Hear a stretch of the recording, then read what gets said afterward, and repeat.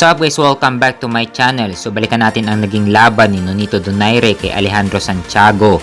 Pinaglabanan nila ang bakanteng WBC Bantamweight title na dating hawak ni Naoya Inoue. So pagdating sa mismong laban, inaasahan sana ng karamihan na mananalo si Nonito Donaire. Pero ibang ipinakita ni Donaire dito, may kita na nagtitipid siya sa mga suntok niya. Siguro dahil sa hangin, nag-iipon ng hangin si Donaire para matimingan niya si Santiago. Habang si Santiago naman masipag bumato ng suntok, dinadaan si Donaire sa puntos. Si Donaire naghahanap ng tamang tiyempo para mahuli si Santiago. Kaso habang tumatagal yung laban, nalalamangan ni Santiago si Donaire. Hanggang sa umabot na sa decision ang laban, panalo si Alejandro Santiago via unanimous decision sa score na 116-112, 116-112 at 115-113. Si Alejandro Santiago na ngayon ang bagong WBC Bantamweight Champion. Kaya sana ni Nonito Donaire na maging undisputed champion dito sa 118 pounds Bantamweight Division. Kaso sa edad siguro ni Donaire na 40 years old, nung nakita natin sa laban niya kay Santiago, medyo bumagal na rin si Donaire. Kaya abangan natin kung anong susunod na plano ni Nonito Donaire.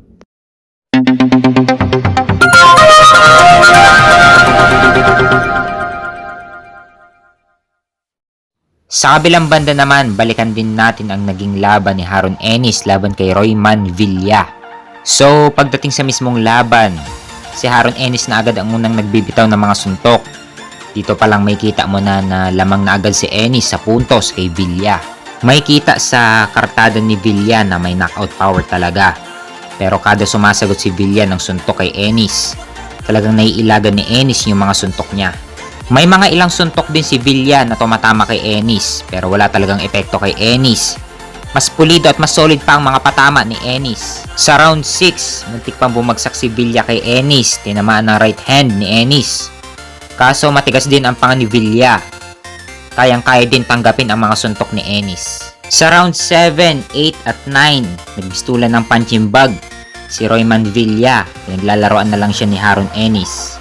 At pagdating sa round 10, dito na nadali ni Ennis si Villa. Tinamaan si Villa ng kaliwa muna ni Ennis, tapos sinundan pa ng kanan. Dito na bumagsak si Villa at dito na rin hininto ng referee ang laban. Panalo si Haron Ennis via knockout sa round 10. Na-retain ni Haron Ennis ang interim IBF welterweight title. At may bagong kartada si Haron Ennis na 31 wins with 28 knockout at walang talo. Mandatory na siya sa IBF welterweight title ni Terence Crawford. So magandang laban din ito, Terence Crawford versus Haron Ennis. Pares technical fighter, pares may knockout power. Panigurado hindi aabot ng 12 rounds ang laban. Kaso may edad 35 years old na si Crawford, habang si Ennis naman ay may edad 26 years old pa lang. So kalakasan talaga ni Ennis, papasok pa lang siya sa kanyang prime.